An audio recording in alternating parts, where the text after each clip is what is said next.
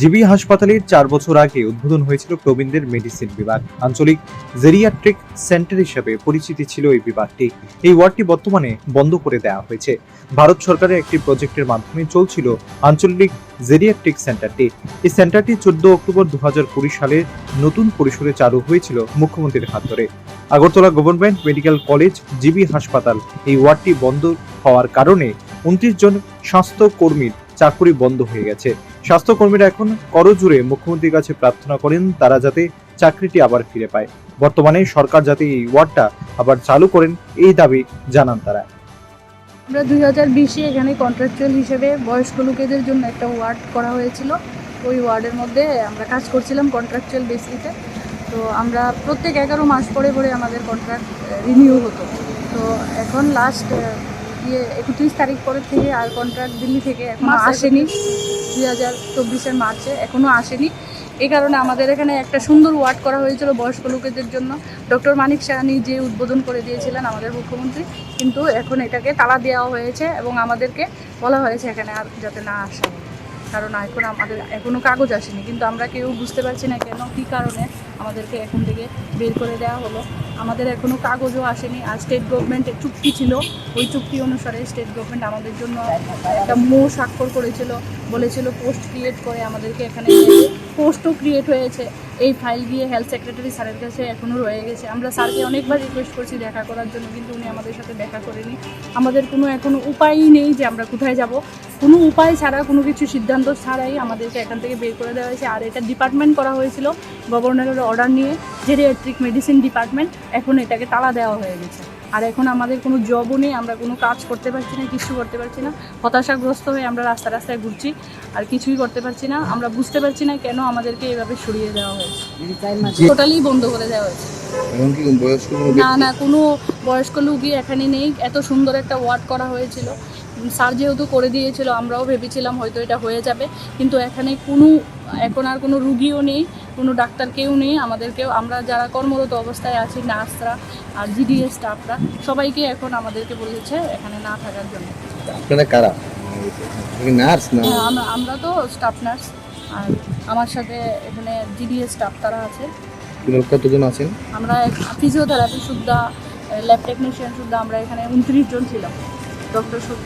Doctor সহকারে আমরা 29 জন মতো ছিলাম। কিন্তু এখন তো বলছে যে আমাদের প্রজেক্ট শেষ হয়ে গেছে, কিন্তু আমরা বুঝতে পারছি না। প্রজেক্টের লেটার একটা এসেছে দিল্লি থেকে, কিন্তু এটা সঠিক উত্তর এখনও আসেনি। তারপরও আমাদেরকে বলেছে এখান থেকে চলে যেতে। আর যেই হিসাবে যে পোস্ট ক্রিয়েট করেছিল, ওই পোস্ট ক্রিয়েটের কোনো ফাইল এখনও ঠিকভাবে আসেনি। তারপর আমাদেরকে বলছে চলে যেতে। আমরা তো এখন কাজ করতে পারছি না, কোনো কিছুই করতে পারছি না। পেশেন্টও নেই, তালা দেওয়া হয়েছে।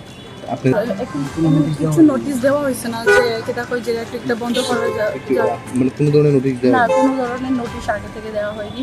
কিন্তু আমরা স্যার যেহেতু, আমাদের মুখ্যমন্ত্রী স্যার যেহেতু এটা নিয়ে প্রথম উৎসাহী ছিলেন এবং এটা করে দিয়েছিলেন, আমরাও উৎসাহিত ছিলাম যে আমরাও হয়তো কাজটা বেঁচে যাবে। কিন্তু এখন কোনো উপায়ই দেখছি না, আমাদেরকে কোনোখানেই কোনো রেসপন্স দেওয়া হচ্ছে না। আমরা অনেকবার হেলথ সেক্রেটারি স্যারের সাথে, মুখ্যমন্ত্রীর সাথে দেখা করার চেষ্টা করেছি, কিন্তু আমাদেরকে দেখা করার কোনো সুযোগ করে দেওয়া হয়নি।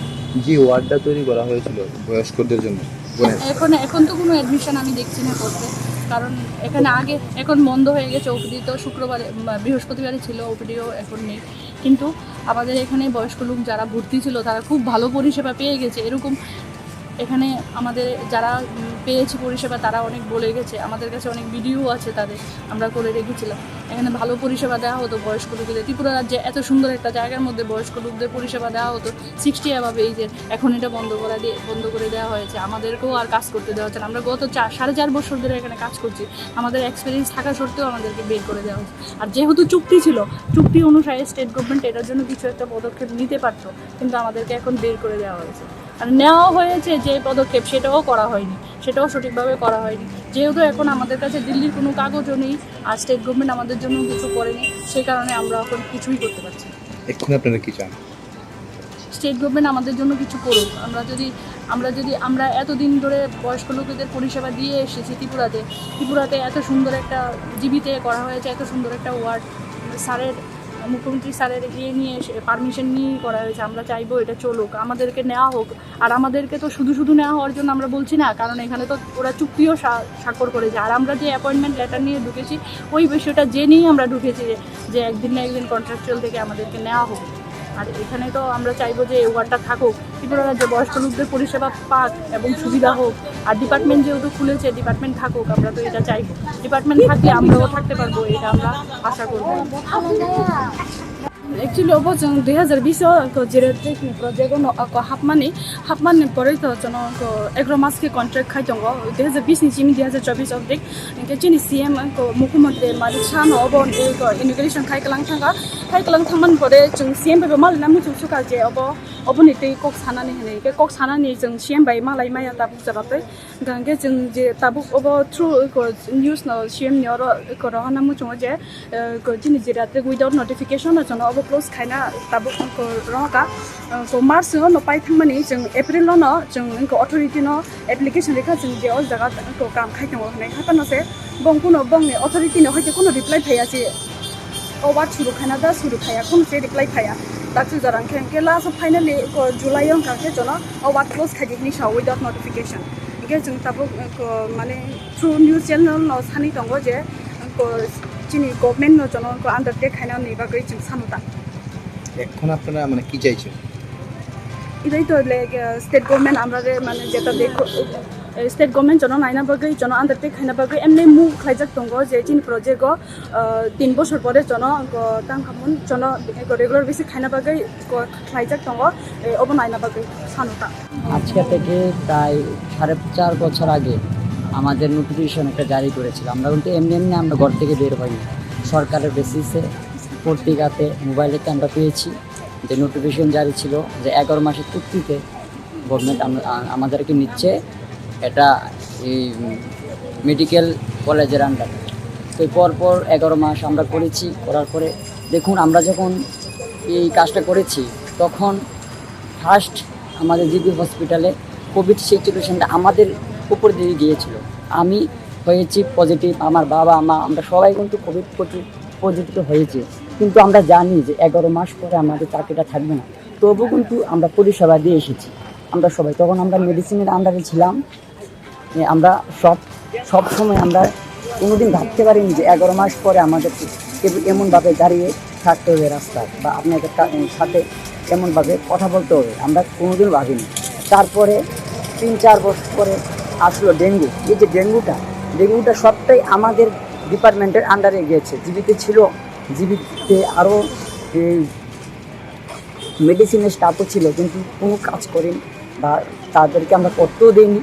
সে ডেঙ্গুটা সবটা সিচুয়েশন আমরা group D staff nurse physiotherapy যা করণীয় আমরা করেছি, কিন্তু এখনও দেখা গেল প্রায় 4.5 বছরে দৌড় গোড়া এসে আমাদের একটা শ্বেতপত্র ধরিয়ে দিল বা নোটিফিকেশন জারিও করেছে না যে আমরা কী করবো বা কী করতে।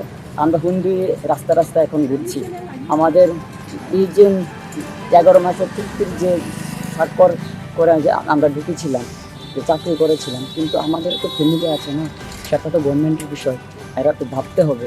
সবাই তো মানুষ, আমরা তো খুব আশা ভরসা নিয়ে আমরা ফ্যামিলিকে বলেছি আমরা কিছু না কিছু ডাল ভাত বা সামান্য একটা টাকা পাই, তারপর ফ্যামিলিটা আমরা চলি। সেটার মধ্যে আমরা বিয়ে থা করেছি, বাচ্চা কাচ্চা হয়েছে, সেটা স্বপ্ন দেখেছি, বড় স্বপ্ন হয়েছিল। কিন্তু এখন থেকে আমরা 3-4 মাস যাবৎ আমরা মাইনেও পাচ্ছি না। দেখুন 1 তারিখ মাইনে না পালে দুনিয়া সবাই জর্জিত হয় যে স্বাস্থ্যগত টাকা পাই না, কিন্তু তার পরিপ্রেক্ষিতে আমরা জানি টাকা পাবো না পাবো।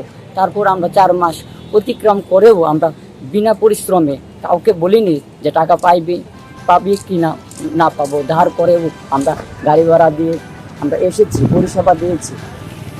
আমাদের যে মুখ্যমন্ত্রী স্যার, আমরা জানি উনার দৌলতেই এখানে এত হয়েছে, ওয়ার্ডটা হয়েছে, আমরা জানি উনিও আমাদেরকে একদম পূর্ণ বিশ্বাস আমাদেরকে সাহায্য করবে। তাই আমি ওনার কাছে হাত করে করজোড়ে প্রার্থনা করছি, আমাদের যে 40টা জীবন ওনার কাছে তো এখন দায়বদ্ধ, উনি যেন অতি দ্রুত আমাদের যে সমস্যাটা সমাধান করবে এটা আমরা জানি। এটাই আমার বলা বিষয়। ব্যুরো রিপোর্ট, প্রগতি নিউজ।